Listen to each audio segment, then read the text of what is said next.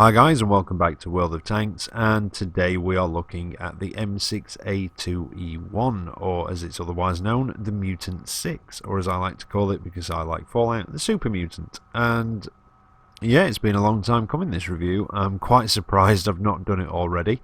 And I've had people requesting this. A few of you yesterday, when I did my What's in My Garage, requested this one as well, and like I said, I am quite surprised I've not done it already. So what is it? It's a tier 8 premium American heavy tank. I have to zoom out a bit because it is very, very tall. I mean, there's the T29, there's the Mutant 6. It's a big tank, and it was an effort to basically up armour and upgrade the T1s and the M6. It was a further development of the M6. As you can tell, it's basically got an M6 hull with what looks like a T29 turret. It's not. It's very close. It could very, very easily have been the precursor to the T29 design. But yeah, there we go. But you'll notice the front is quite different, and that's because it's had two large plates welded over the front, so your upper and lower glacis have basically been replaced by those two massive plates of armour, and they are very, very thick, as well as the what would you call the shoulders of the hull. The bit just above the tracks there, they have been up armoured, and obviously the turret is very, very up armoured as well, and it has the 105mm gun. Now I'm going to zoom in a little bit because that really annoys me out there. Now let's bonuses out the way. Well, it gets quite a decent silver bonus actually of 67%, which is good. This is a good money maker for me. And it gets an XP bonus of 10%, which is quite low actually for a tier 8. They're normally about 15 to 20. Now, one of you did mention about the XP bonus on your premium tanks, and you're not really fussed about it unless it is for a crew trainer, and I do agree with you. An XP bonus in one respect is kind of meaningless on a premium tank because you have to pay to convert the XP. So, getting loads of XP in a match on a premium tank, in one respect, well, yeah, fair enough, but I've got to pay to convert it. Yeah, I agree with you. I very, very, very rarely convert XP off my premium and elite tanks. But I'm looking at it in respect of crew training, because obviously the bigger the XP bonus, the more XP the tank earns, the more crew XP that tank then earns. Because obviously your XP is, whatever XP you get on your tank, your crew get that amount of XP. If I'm right, I don't, I think it is. So if you get 3,000 XP on the tank, your crew gain 3,000 XP. I've not read anything that says it's just a percentage of that. So that's basically why I'm looking at it. You do get preferential matchmaking, so you will not see any higher than tier 9, which is nice actually, considering that apart from a slight rate of fire and possibly accuracy, it is the same gun that's on the T32. That gets to see up to tier 10, and it's not got as good frontal armour as this has, although it does have slightly better frontal turret armour. But anyway, let's get into it and start having a look. Well, like I say, it's got the 105mm gun. Anybody who's been through the American heavy line will be very, very familiar with this gun in one way or another. It does have a slightly lower rate of fire than even the T29, which is a tier 7, and less rate of fire than the T32 as well, at 5.05 rounds a minute. But again, it's still workable. It doesn't really feel that slow when you're in it. Got a penetration of 198, which is the same as the T29 and the T32, and an average damage of 320. Again, it's the same as that, so you will know this gun. Your penetration on your premium rounds is 245, and your HE is 53 and 420, and it's worth taking a couple because they can come in handy. Aiming time, which is not too bad at 2.29 seconds. Accuracy still slightly below par at 0.42, and I do feel that is a bit below par for the tier, and it's just a curse of the American heavy tanks, I'm afraid. If you want accuracy in your tank gun, you really want to be looking at Germans. But it is what it is, that's what you've got to work with. Traverse speed 24 degrees a second, which is on the low side even for an American heavy. I say that. I've been looking at mediums a lot recently. I still think 24 feels on the low side, but I'm going to compare that in a second. And your turret traverse is 23, which again does feel slow. In fact, it's the German tanks that tend to have quite poor hull and turret traverse, isn't it, on the heavies. And your view range is 380, which again is not too bad. Possibly slightly low for the tier, maybe. Let's have a look. 400, yeah, you see, I thought it was slightly lower, which is a surprise actually, with it being such a tall tank. But again, it kind of works. I've got situational awareness working on there, as you can see.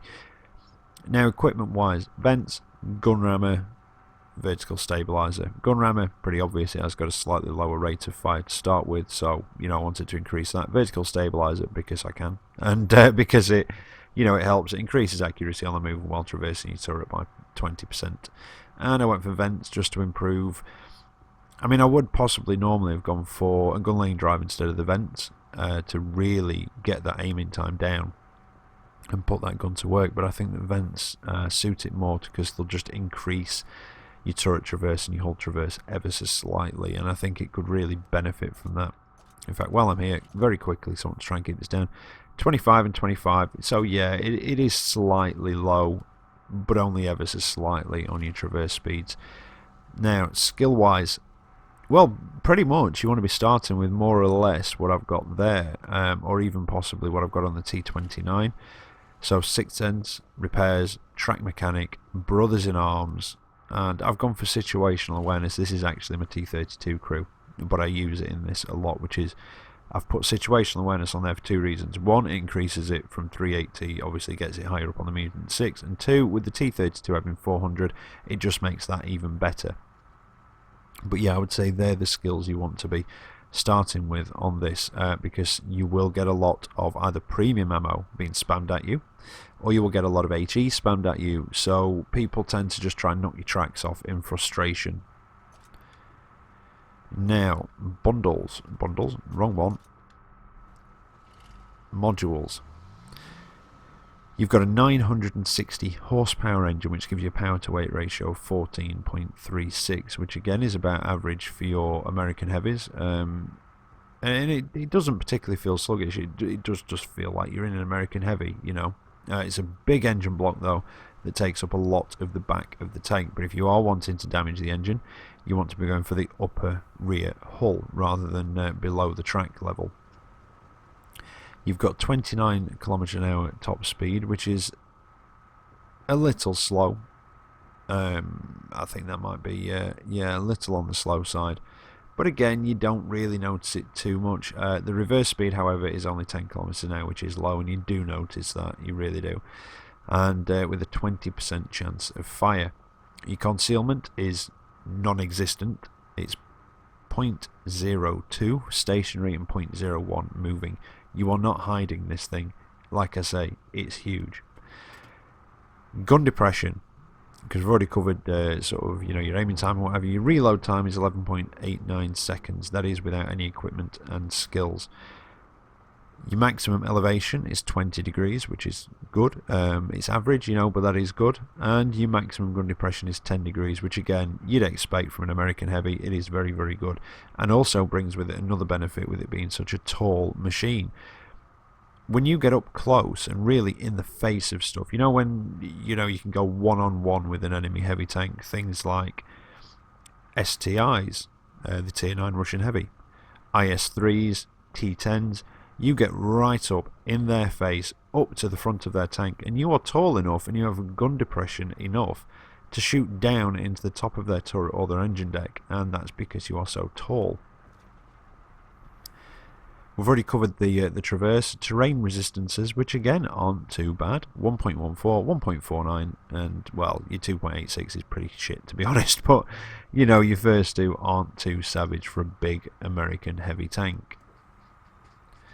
Massive turret on top, as you can see there. Radio is actually down in the hull, just underneath the turret, on the right hand side of the tank there.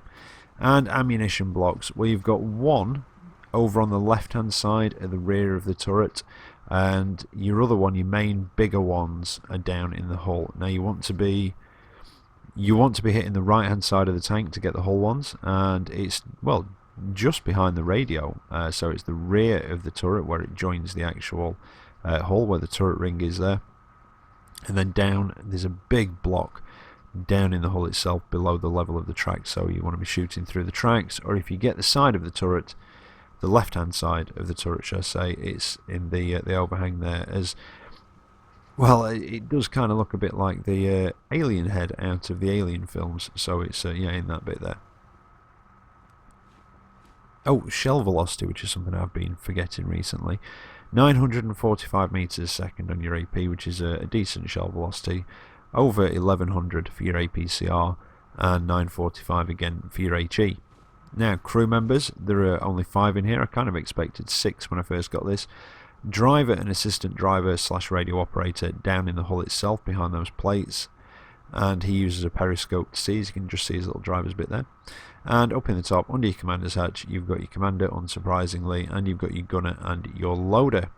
Now, armour figures, yes, look at that. In fact, I'm going to have to zoom out again. Well, your basic figures, bear in mind as well, it's the front that's been up armoured, nowhere else. Well, apart from the turret, really. Your basic figures, 191 on the front of your hull, and then it's down to 66 on the sides and 51 on the rear. Now, your turret is 229 on the front, 89 on the sides, and a surprising 208 for the rear, and that has caught people out. In fact, that's caught quite a few people out in the time that I've had this, where I've had them shoot at the back of the turret thinking that, you know, that's the only bit they could see, or they were going to get the ammo rack in there, and it just bounces. But let's have a look at the actual figures. Oh, hit points, by the way, while I'm here. 1500, which is about average for the tier. For the American heavies, I think the T32 has 1550, so it is slightly lower. Right, 1 to 20, easy tracks. They will act as an amount of spaced armour, but there are a lot of gaps in there. But you do have that side skirt over them, which we'll cover shortly. In fact, no, you don't. You have a plate over the middle where the gap is. That's it. Getting slightly confused there. So yeah, there is a plate over there where the gaps in the tracks are. 21 to 30, well, that's the top of your turret, your engine deck, the whole rest of the top of the actual deck of the tank, if you will, and the plates over the tracks. Now, they do give you that bit of armour, but if you're wanting to get through the tracks there, it's the plate you're going to have to be going for, but there is some hull behind there as well, if I remember rightly. Is that all of it? Yeah. Oh, and the floor of the hull itself. Now, 31 to 50 is the side of the gun mantle and the front part of the top of the turret. Now, if these things are on a slight downslope facing you, the top of the turret is where you want to go. You've got a small viewport there with a bit of a dip in it. You can just see it there on the left hand side of the turret as we're looking, and that slope on the top of the turret as well. So if they are on a slight downslope facing towards you, that's the part you want to be going for, because it is a lot thinner. And if you're accurate enough and you've got a big enough gun, you may actually be able to pen the turret there, just in front of the commander's cupola. 51 to 70 is the sides of the hull, and that's upper and lower sides of the hull. So behind the tracks, you've got that 66, I think it is. Then you've got the tracks in front, and then you've got the the plates on the side of the tracks that cover up the large gap in the middle. You also, interestingly, there is that small part there just on the lower glacis. Now, that is a bit that you do have to try and hide as much as possible. It does have a good angle to it, but you do have to try and hide that thin strip, and it is a very, very thin strip right at the bottom of the lower glacis. You've also got just the sides there of where the vents are on the engine deck that's slightly raised up, and the sides and rear of the turret ring fall into that bracket as well. Now, the turret ring is one of the weaknesses, well, I say weaknesses of this from the front. It's still damn thick, but it's flatter than the rest of it. 71 to 90, well, that's the sides of the turret fall into that bracket, as well as the rear bit where it slopes down underneath. I have bounce shots off that as well, with that angling that was sort of poorly aimed at me. 91 to 120, the upper rear side of the turret actually falls into that bracket. Now, it says that it's 80, what was it, 89? 89mm, but it's actually a bit thicker than that. And again, I've had people trolled by that, but you know, in slightly lower tiers where they've gone for it and it's actually bounced. So if you want to hit the side of the turret and you want to make sure it goes in, it's the thicker part where it actually goes into the turret ring, not the overhang at the back. There are also the two strips of the turret cheeks as we're moving forwards. Now, the turret cheeks as well, if you've got enough pen and the turret isn't quite pointing straight at you, are another good place to try and pen this from the front. 121 to 160. We're moving forwards with the turret cheeks. Thin strips, look, just inside as well, underneath the that would be underneath the breech, I would have said, which is an odd bit to include on the armour profile, I must admit. And a small ring of armour basically at the base of the gun where it goes into the mantle. 161 to 160. To 190, I can't even get my numbers right today. Again, two thin strips on the turret cheeks, just moving forwards to the slightly thicker parts of the armour. Now, here we are, 203 on the back. It is just a thick 203mm plate. So, unless you've got the pen to go through it, you know, you're talking maybe 225, and even then you're going to have to be fairly close to guarantee it goes through. Just go for the rear of the hull. If you've got the rear of the hull, go for it. If you've only got the rear of the turret, it is a flat target, so if you've got the pen, you will be able to get through there. Or if you can, aim underneath it at the base of the turret. That might be a better place to go, and it possibly create a bit of a shot trap effect as well. Now moving forward, the sides of the gun mantle, the turret ring, as you can see, fall into that 229 bracket, or is it the 20?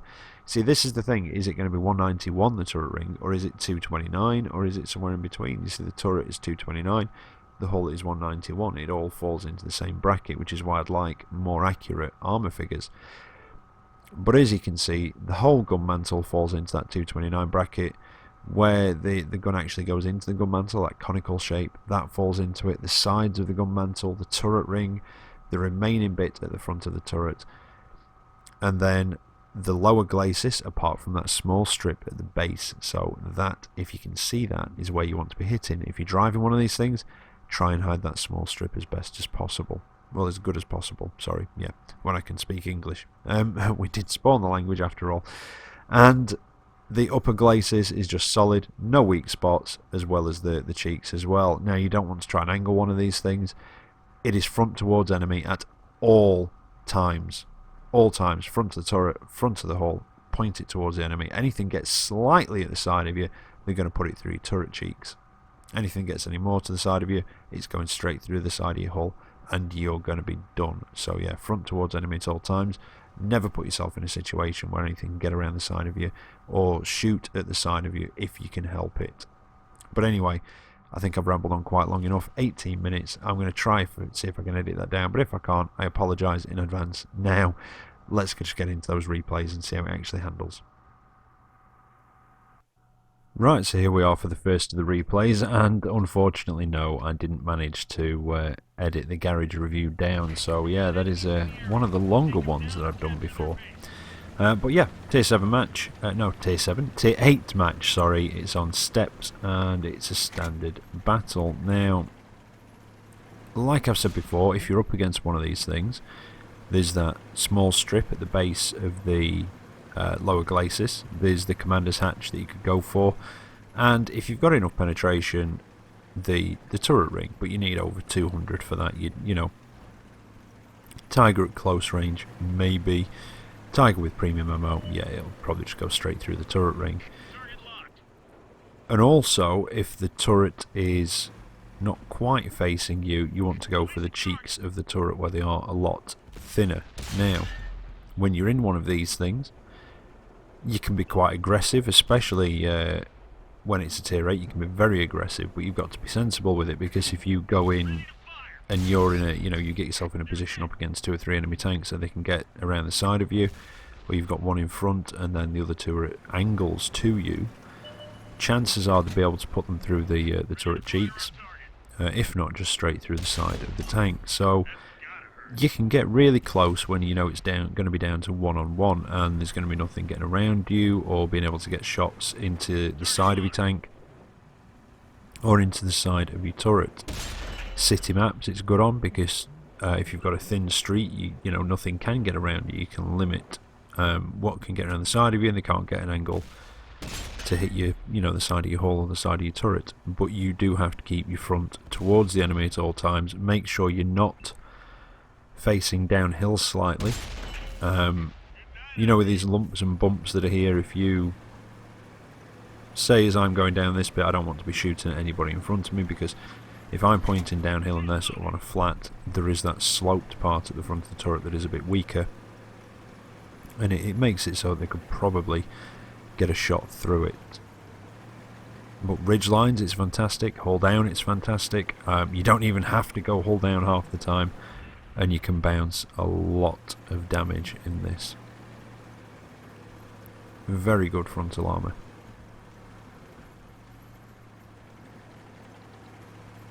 But it does feel, I don't know, in one way it's kind of a one-trick pony, because that is it, its frontal armour is great, the rest of it is not, apart from the rear of the turret, but it's enough, it's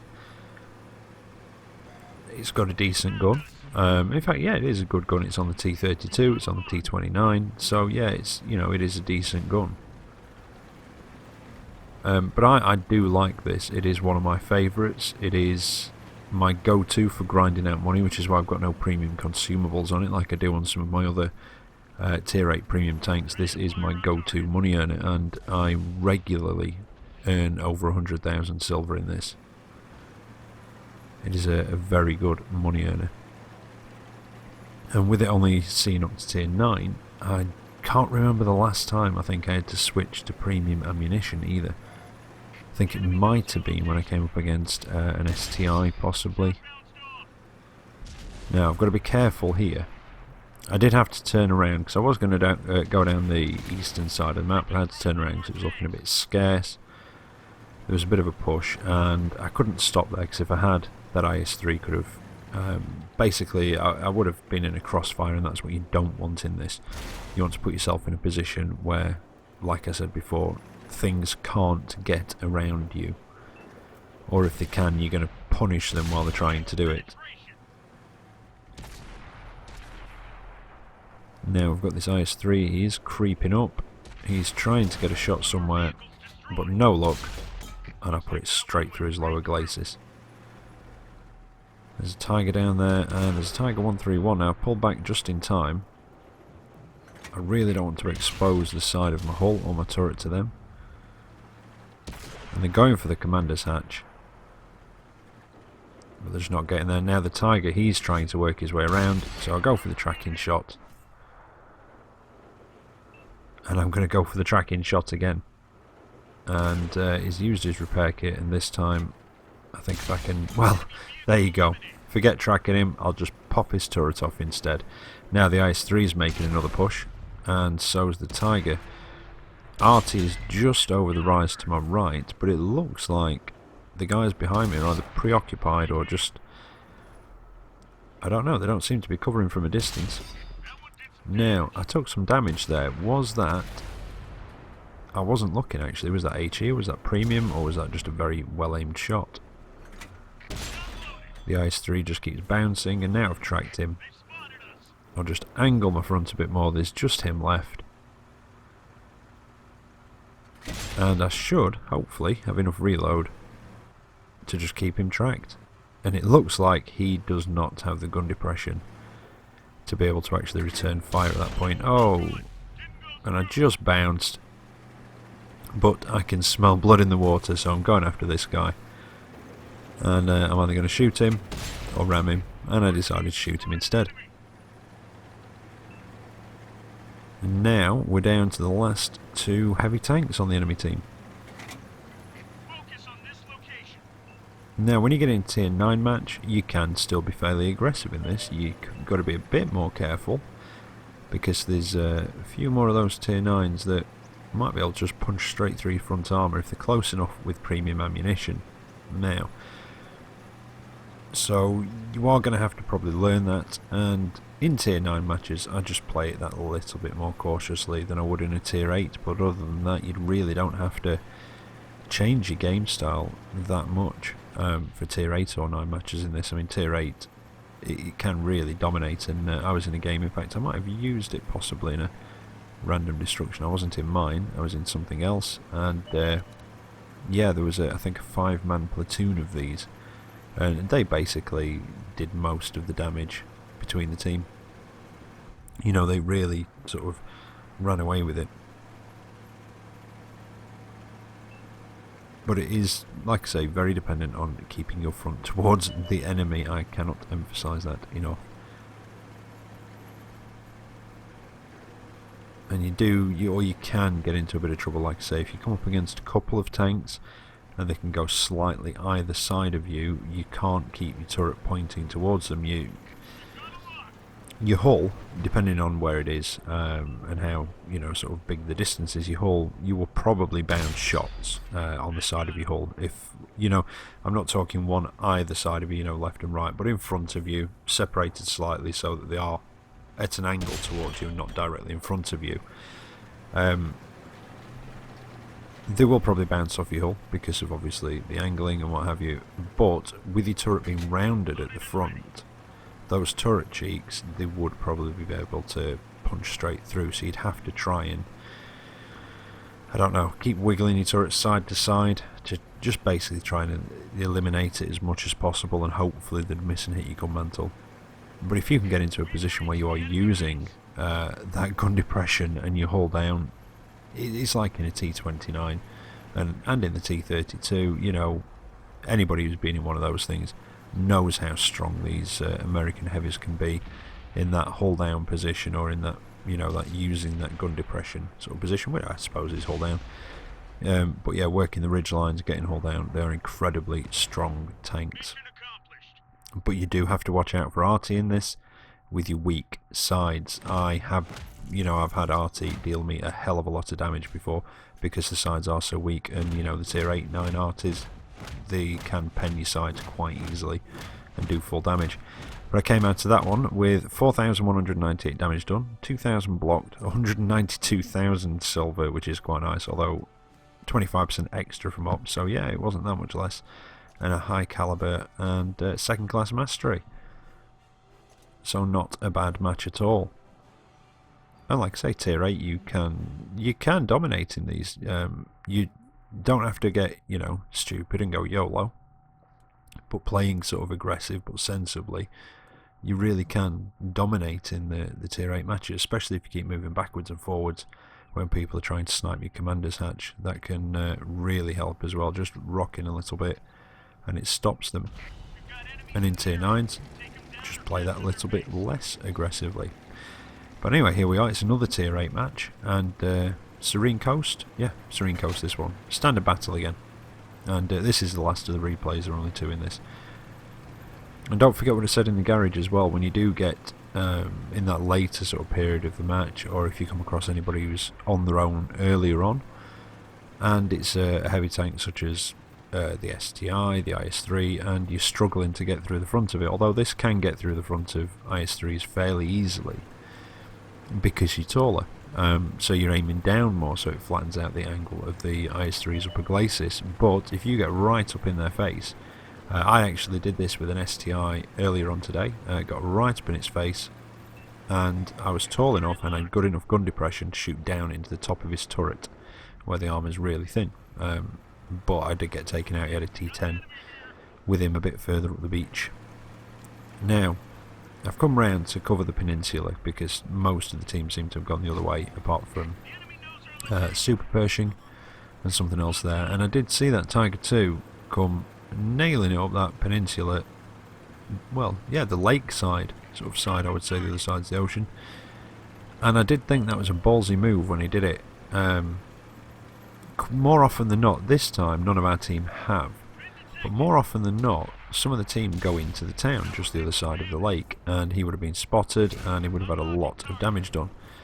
As it turns out, those other 2 tanks that are on our team, the mediums, they've carried on around to my left because they've obviously seen me coming up behind them on the map and coming up this way to intercept the Tiger 2.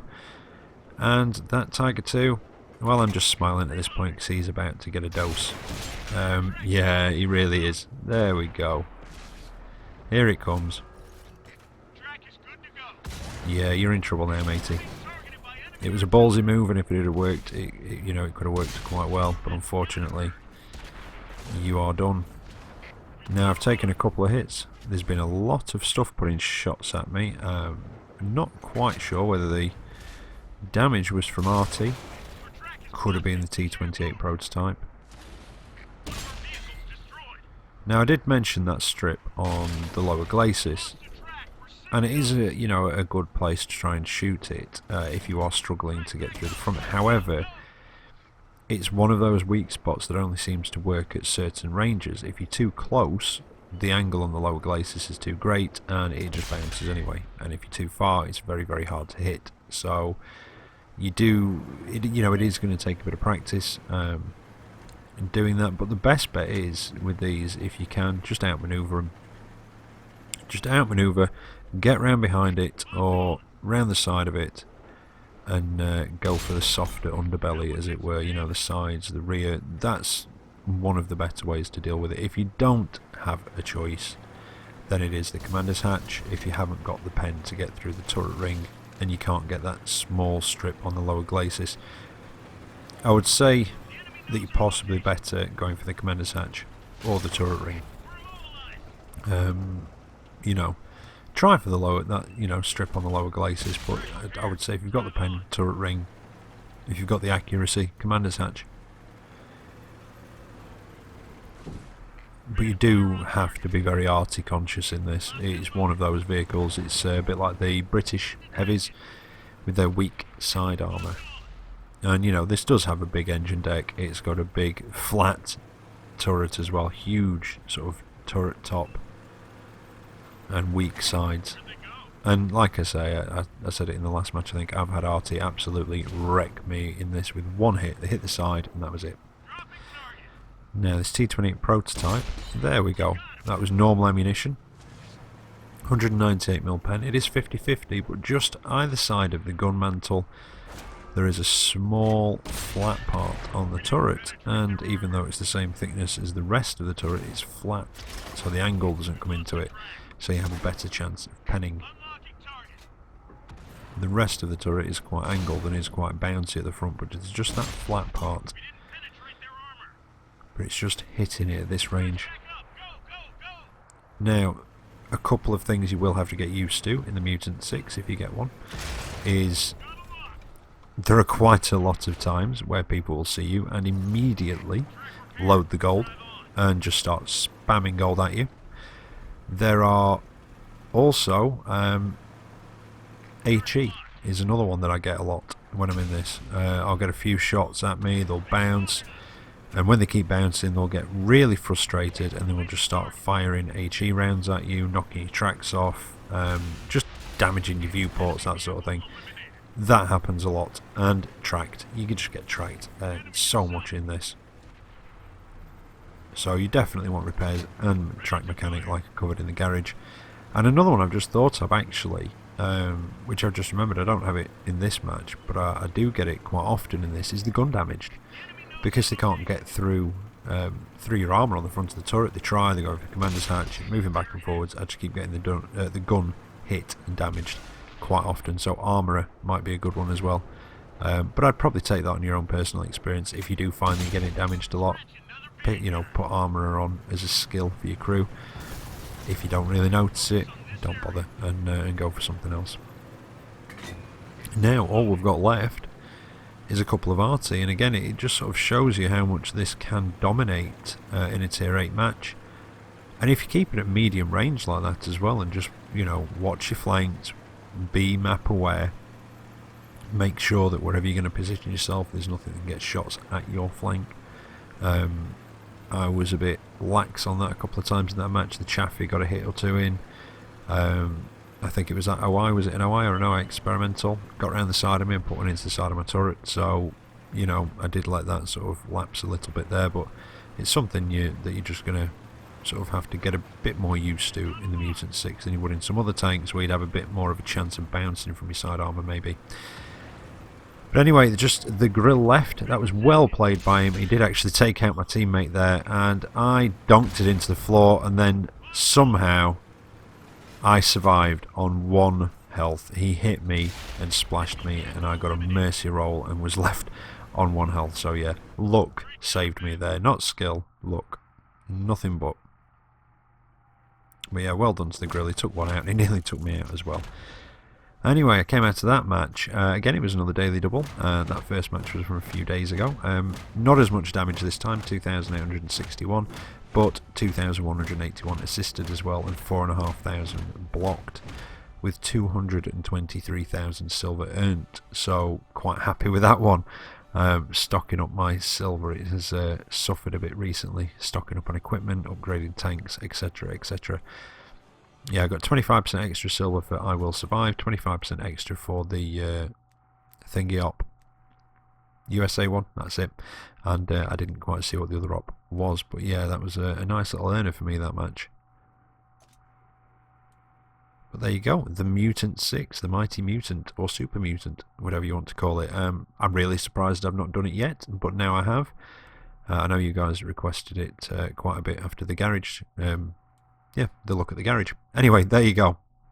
Hope you've enjoyed those matches. Hope it's given you a bit of an insight as to how to take one of these down when you come up against it, or might have even given you a bit of help when you're driving yours if you've been struggling. And I'll not be back tomorrow with another video, but I will be Sunday.